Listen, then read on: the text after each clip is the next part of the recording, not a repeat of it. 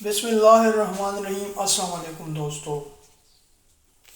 دوستو T V کے programme نیلم گر سے شہرت پانے والا معروف میزبان اور اداکار طارق عزیز نے تاریخی کردار ادا کیا۔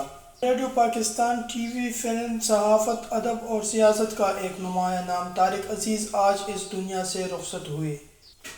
معروف ٹی وی میزبان طارق عزیز چند دنوں سے بیمار تھے۔ اچانک طبیعت خراب ہونے پر نجی ہسپتال لے جایا گیا، جہاں وہ انتقال کر گئے۔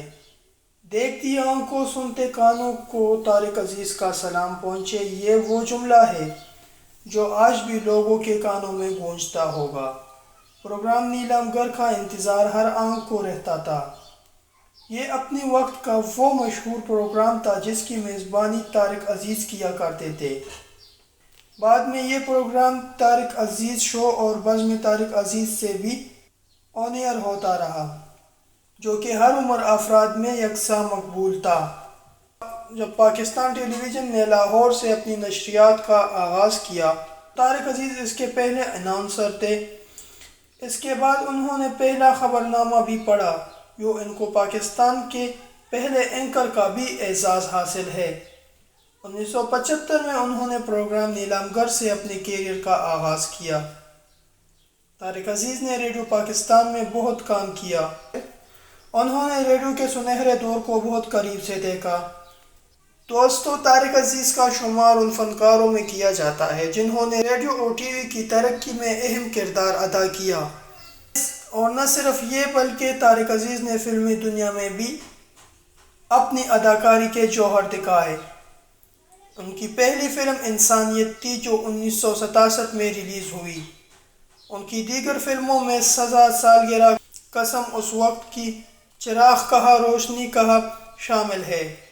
طارق عزیز ایک قلم نگار بھی تھے اور انہوں نے سیاسی، سماجی، فلمی اور سپورٹس کے مشہور شخصیات کی انٹرویو کرنے کا بھی اعزاز حاصل کیا۔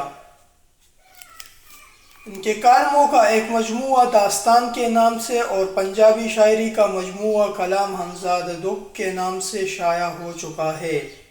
رخ کیا تو 1970 میں ذوالفقار علی بھٹو کے سیاست میں ان کا فعال کردار تھا۔ بعد ازاں پاکستان مسلم لیگ میں شامل ہوئے اور 1997 میں لاہور سے MNA منتخب ہوئے۔ اس کے بعد 1999 تک رکن قومی اسمبلی رہے۔ دوستو، اپنے وفات سے کچھ عرصہ پہلے طارق عزیز نے سماجی رابطے کی ویب سائٹ ٹویٹر پر اپنے پیغام میں لکھا تھا کہ اللہ پاک نے مجھے اولاد نہیں دی۔ یہ خدا کی قدرت ہے، جسے چاہے دے اور جسے چاہے نہ دے، اور جسے چاہے دے کر واپس لے لے۔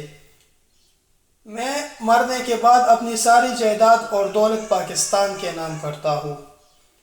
ان کا مزید کہنا تھا کہ میں نے وصیت کی ہے کہ میرا سب کچھ میرے مرنے کے بعد پاکستان کا ہے۔ ان کی اس پیغام کو سوشل میڈیا پر بہت سراہا گیا اور سوشل میڈیا صارفین نے طارق عزیز کی اچھی صحت اور لمبی عمر اور نیک خواہشات کا اظہار کیا۔ طارق عزیز آج اس دنیا میں نہیں، لیکن ان کی آواز کی درد پوری قوم سن کر اب دیدہ ہو جا رہی ہے کہ اب وہ طارق عزیز کی آواز نہیں سن سکیں گے۔ تو دوستو، یہ تھی ہماری آج کی ویڈیو۔ یقیناً آپ کو پسند آئی ہوگی۔ اگر آپ کو پسند آئی ہے تو ویڈیو کو لائک کیجئے، چینل کو سبسکرائب کیجئے اور دوستوں کے ساتھ شیئر کیجئے۔